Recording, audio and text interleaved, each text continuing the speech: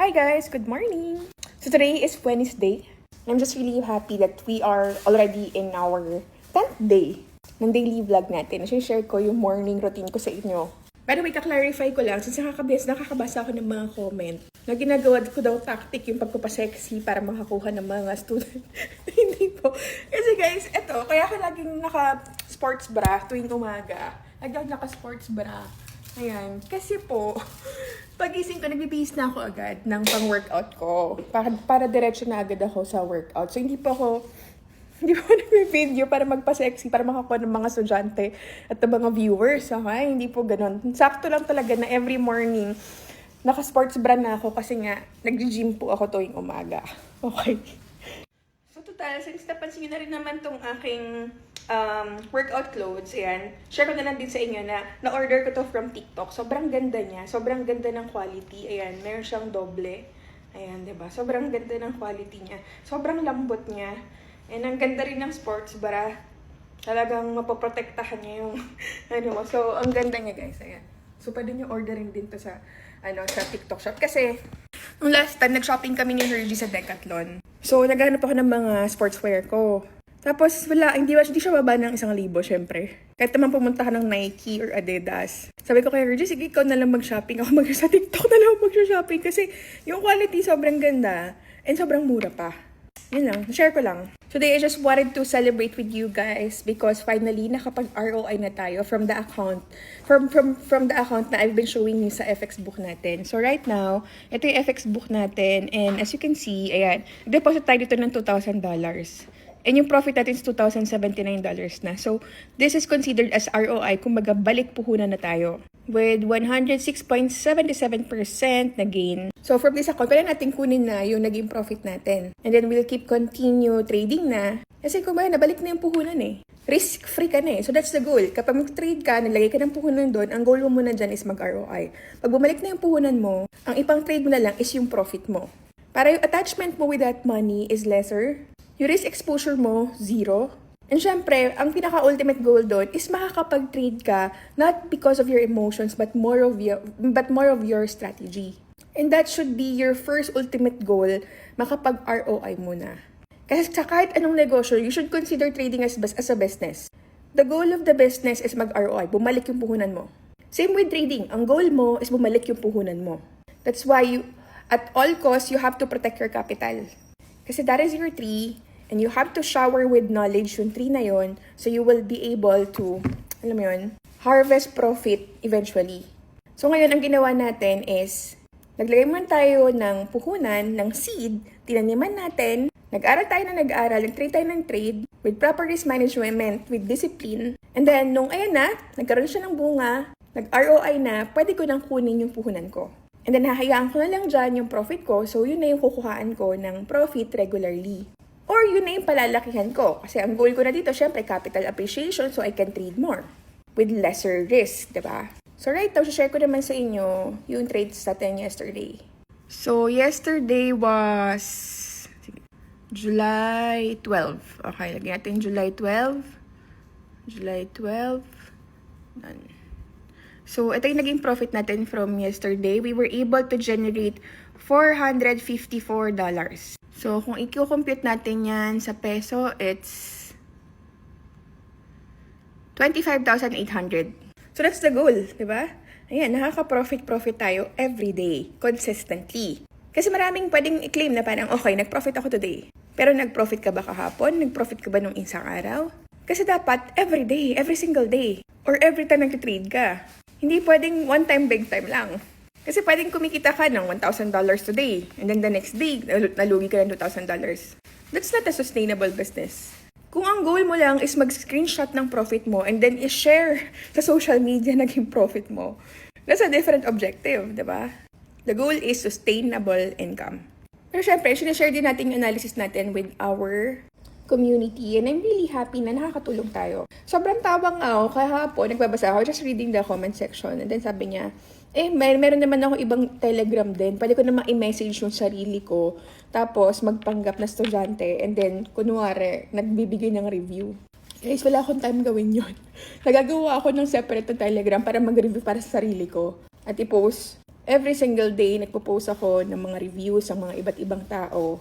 Hindi bababa ng 10 ang sinesend ko sa inyo ng mga reviews or mga feedback ng tao about our services. Hindi ko kailangan gumawa ng separate na Telegram para lang gumawa ng fake reviews. Sometimes, iba talaga yung utak nyo, talagang parang out of this world. Grabe yung skepticism nyo. So, kahapon nagbata tayo 2 setup. And ito yung mga naging feedback ng mga tao. Ito, naka $305 siya. Ayan, coach ko, tara naman po ako kahit late ako nakapag-execute. Ayan, naka $100 profit ako, coach. Ayan, thank you po ulit, coach, sa blessing signal. Sunog ako kayo ng umaga, ang laki. Nag-ready ako sa isang candlestick. Akala ko tuloy-tuloy, bearish.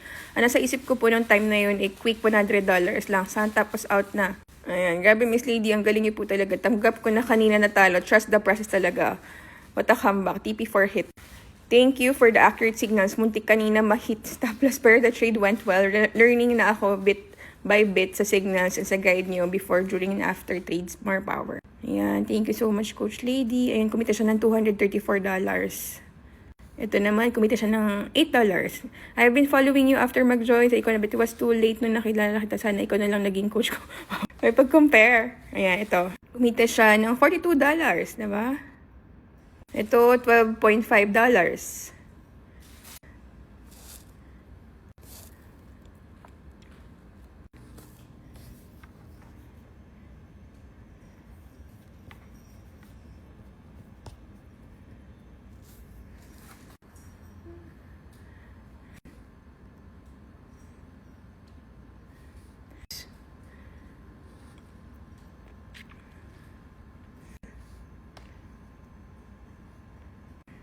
Sobrang galing po na analysis yung kanina, Miss Lita. Satisfying po na mga explanation nyo kung paano na-close yung SL kanina. Kahit hindi naman actually tinamaan because of the spreads ng broker.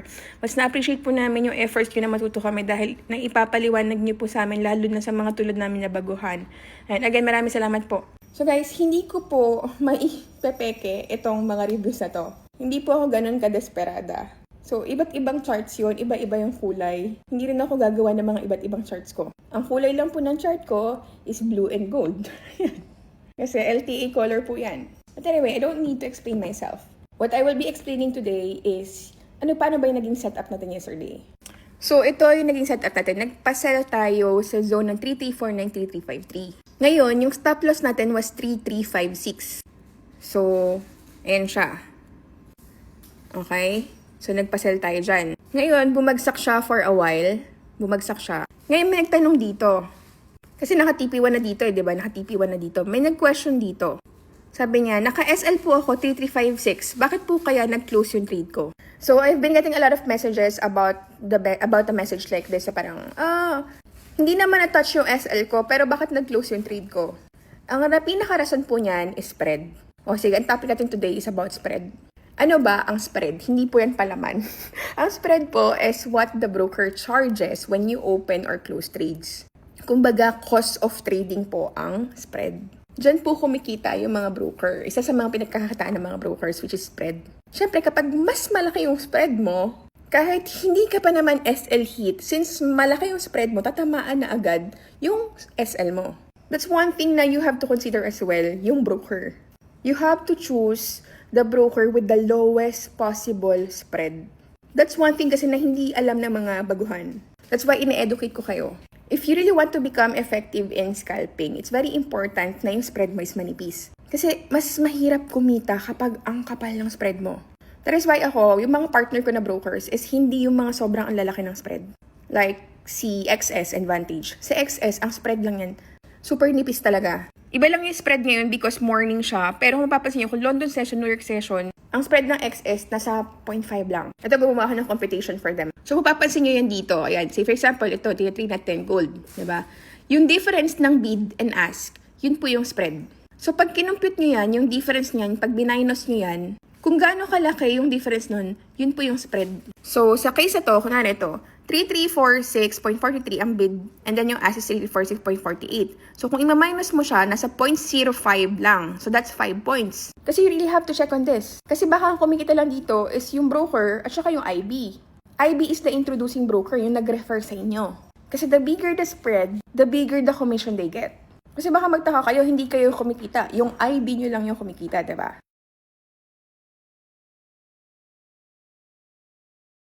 Ito, I'll give you an awareness. Sa industriya ng trading, merong mga coaches, mentors, na syempre may puso talaga na magturo in trading. And the way the broker compensates those people who are introducing clients or traders to that broker is they share the spread. So say for example, that broker is earning, say for example, $50 for every lot that you trade.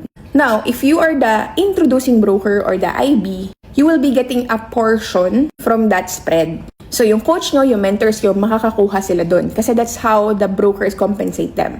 The reason why there are people are so angry at people who are introducing brokers, kasi wala namang value na binibigay yung sinasabing mentor or coach na yon, pero nakakakuha sila from the traders. And yung mga traders, they don't have an idea na those IBs are actually earning from the spread. They're not literally getting from your money, but from the spread that the broker gets every time na nag-trade ka. Gets nyo ba? That's why, right now, ang pinaka-ultimate key for your profitability is to become wise and aware. Aware na ang spread could actually compromise your profit. So you really have to choose a broker that offers low spread. And ako, I make it a point that I will only recommend a broker na sobrang nipis ng spread. Kasi wala naman akong pake kahit may kitain ako or wala. Kung may kitain ako, thank you. Kung wala, okay lang din. Kasi yung ginagamit kong broker, ang spread niya lang po is 0.05. So how would you expect na makikita pa ako from there? So bumabawi na lang talaga ako sa volume. But then again, if you are an IB, you have to use the money that you're getting from the broker to support your students, your clients. So, kumbaga, pwede mo silang suportahan through, yan, kunwari, pwede kayong mag-coffee, and then may coffee nyo, pagtuturuan mo siya. Or yan, yung mga ginagawa nyo every night during the time na nagla-live trading kayo, tinuturuan nyo yung mga estudyante nyo. Siyempre, you're utilizing your internet, your time, your effort. Those stuff na we know for a fact na we are being compensated. And it's not limited to us. It's not limited to content creators only. It's also available for you. If you have the community, you have a strong community, you can also actually become an IB as well and earn from the spread. We don't need to hate people. We don't need to spread hate, anger at people who are actually earning from IB. It is a legit business. It's just that, paano ka ba nakakapagbigay ng value sa mga estudyante? Marami kasi na parang tinataasan yung spread, magre-request sa broker na taasan nyo po yung spread para po malaki po yung IB commission ko. Pero what they're not considering is yung impact nito sa estudyante, yung impact nito dun sa trader. But anyway, I'm just really happy na syempre dumadami na yung mga IBs, diba? Ako, I've been in this industry for like 6 years. And sobrang nakita ko yung growth talaga ng mga nag-IB ngayon. Like, massive. But I'm really happy. Natutuwa ako na ganun. Kasi you guys are spreading the awareness. You guys are spreading knowledge to other people. And through you, mas dumadami yung mga nagtitrade na dito sa Pilipinas, diba? So, I don't hate IBs. I actually encourage pa nga yung mga tao who are actually business-minded to really start that kind of business. If you really have the heart to really teach people and introduce this trading to other people, so there's a possibility or probability na magbago rin yung buhay nila because of this, then why not? At the end of the day, it's just a matter of respect to other people. You don't really need to pull other people down just for the sake of pulling yourself up.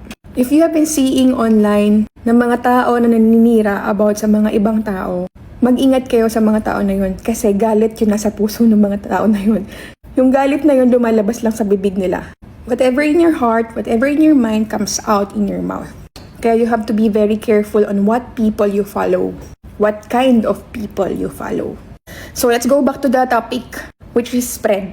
Mas makapal yung spread, syempre mas malaki yung cost nun. Mas manipis yung spread, syempre mas cheap. The question is, fixed ba yun, coach? Hindi po. Nagbabago-bago po yung spread from time to time. Meron siya, depende sa market volatility. Kapag mga merong big news event, nag-widen yung spread niyan. Magugulat ka na lang, pak! And then, depende rin yan sa time of the day. Depende kung onti yung liquidity. Like, say for example, ito, Asian session, morning.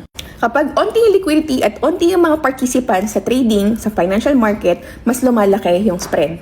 Pero kapag mas marami yung participants like London session, New York session, yung spread is numinipis din.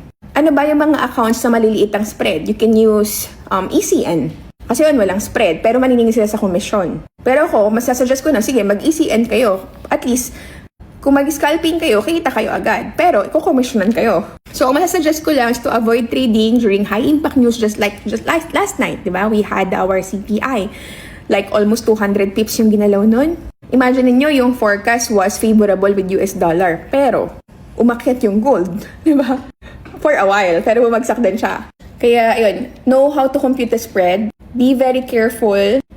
Awareness is the key. Kasi kapag umabot na ng mga 100 points yung inyong spread, naku, mag-ingat na kayo. Yung broker nyo, ang laki ng sinisingil. So, pwede nyo screenshot yung quote stub nyo. Ito, life hacks. Itong quote stub nyo, screenshot nyo to, tapos isend nyo kay ChatGPT. Si ChatGPT sasagutin sa inyo kung ilang points yung spread nyo. Kung hindi nyo talaga mag-gets kung paano mag-compute, i-ChatGPT nyo, sasagutin ni ChatGPT kung paano, kung ano yung spread nitong broker nyo. So yun, medyo napahaba lang yung content natin today. Umabot tayo ng more than 15 minutes, but I hope na naging knowledgeable kayo when it comes to spread, and napakaganda ng topic natin ito. If you have more questions, just comment down below.